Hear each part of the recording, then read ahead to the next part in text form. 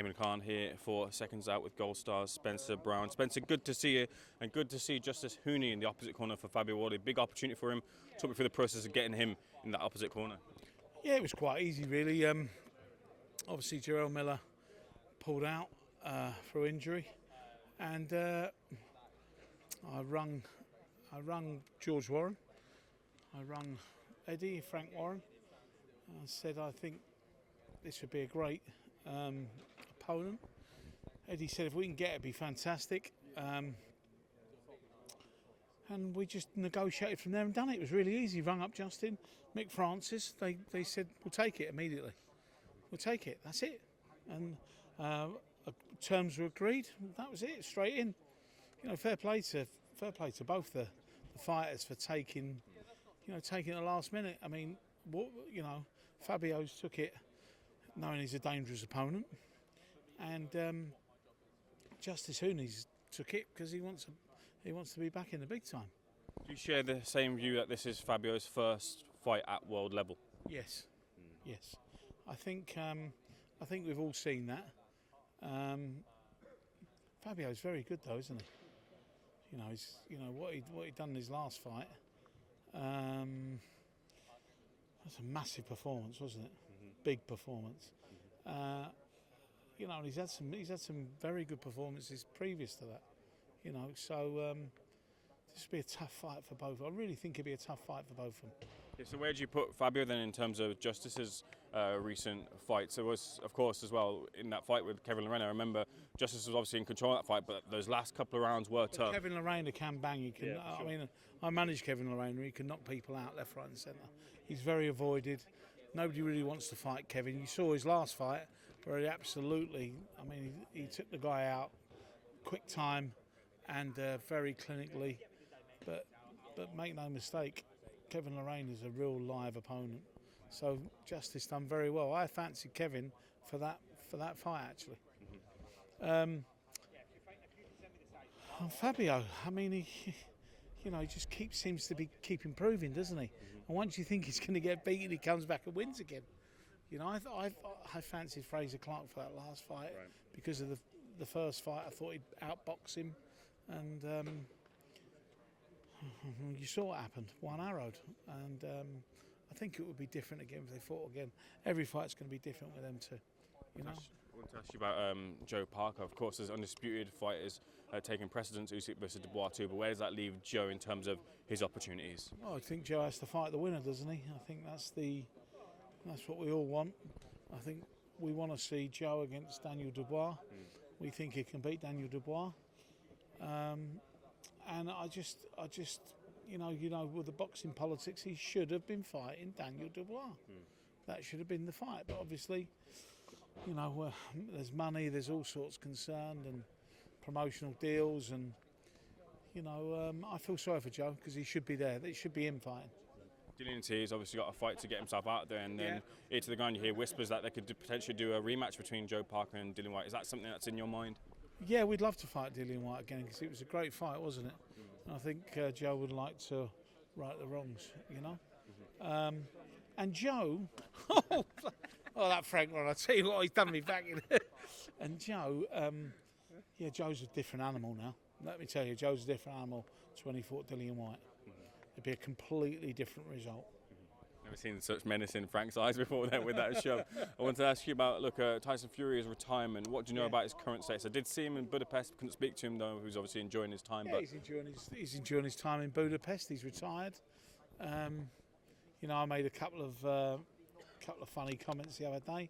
But you never know with Tyson. And, like I said, he's at home with his family. He's enjoying it. He's having a good. I thought, he must get a bit bored every now and then, but. I don't think he tends to watch boxing because it gets him excited watching it. So I think that is Tyson Fury going to come back? We'll see. But he's retired at the moment. He's got a lot of stuff on at the moment as well. He's doing a new Netflix series and doing all sorts. I think if he was going to come back, it wouldn't be this year. Did speak to Big John Fury. I don't know if you saw his comments. I want to ask you about them. I haven't spoke to In fact, I'll give John a ring later, yeah. But I didn't see his comments. What did he say? First of all, he said that in terms of Fury versus AJ, he felt that the horses bolted on that fight. But I kind of think that maybe there's still a lot of interest if those two were to meet. Yeah, I think there's probably still a lot of interest. Whether the horses bolt, I don't know. Fight for me, I'd like to see him fight Usyk again. If Usyk can get through Daniel Dubois, because I think Tyson can definitely beat Usyk. The other thing he said was he felt that Sugar Hill was incapable. He couldn't teach Tyson anything more that he'd learned, and he felt that he wasn't the right man for him. I don't think a lot of people can teach Tyson anything. Do you? He's 36.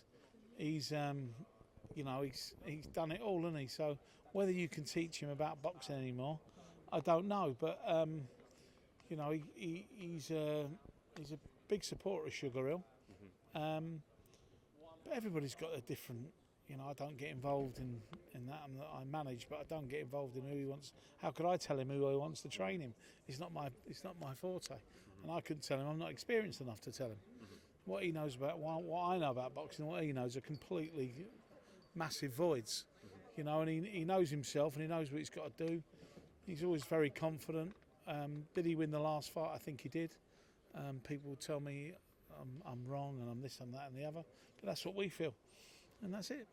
John had said that he felt that Tyson wasn't in good of a nick as he should have been. He should have been in the form and figure he was in those fights that he had over in America, a bit more bigger in the shoulders and in the back as well. He put on some 20 pounds, I think it was, for the second one. Do you share the same that Tyson wasn't as good as he could have been physically in that fight? Possibly, but his strength and conditioning trainer was all there for him. And I don't know if it was public knowledge or not, but the guy does all his nutrition and cooks his food, and he had to go home quarter of the way through the camp to have a big operation. That's right, yeah, So we literally they done it themselves on what they could possibly do. We couldn't get anybody out there to do it, and Greg's, as you know, very, very good at getting bang on weight. But yeah, I think John was probably right. He does need the shoulders, and he didn't have his, what do I know? Look at the state of me. It's one of those things, though, because John had said, like, if he doesn't get those in check, then he should stay retired. Do you think as much if he's not? I mean, look, John's his father. Nobody knows you like your dad, do they? Yeah. So his dad would know. I would leave that. I wouldn't make a comment on that because that's up to his dad.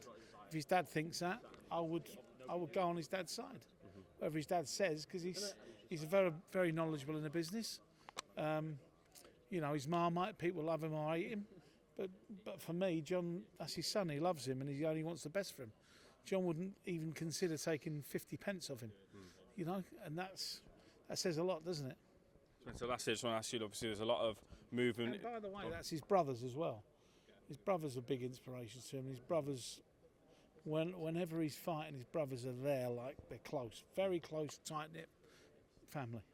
I just wanted to mention, obviously, there's a lot of shifting in the sands when it comes to promotions, outfits and such with Riyadh Tees, and we've seen the introduction of Riyadh Tees and events and Ring Magazine events and Dana White as well into the mix. What can you say, having been part of everything, of course, is the current situation, the lay of the land? I mean, look, things don't last forever, do they? And Turki Al-Sheikh's a very clever individual. He knows what he's doing, he knows where he's going, he knows what he wants. Sometimes there's hasty decisions made, probably, like there is in any organisation. I think everybody's probably guilty a bit of that, but I think he knows where he's going and what direction he's going, and whether we like it or not, he's doing the best for his country, best for his people, and it's simple as that. The quality of the shows they put on Riyadh Season and Ring Magazine are unbelievable. The quality is very, very good. And the fighters have to live up to it. They're given a lot of money, so the fighters have to step up and live up to that. Do you think the journey continues with the current UK incumbent promoters? Yeah, I think in some way or another it will do. Especially Frank and Eddie and they'll still be working with Golden Boy and Ben Shalom. They'll have chances to put fighters on all the time. And I'm sure that we'll see it all unfold more in the next 6 months. TKO are coming in. you know, it's a revolution in boxing, isn't it? Spencer, much appreciated. Thanks for your take that, sir.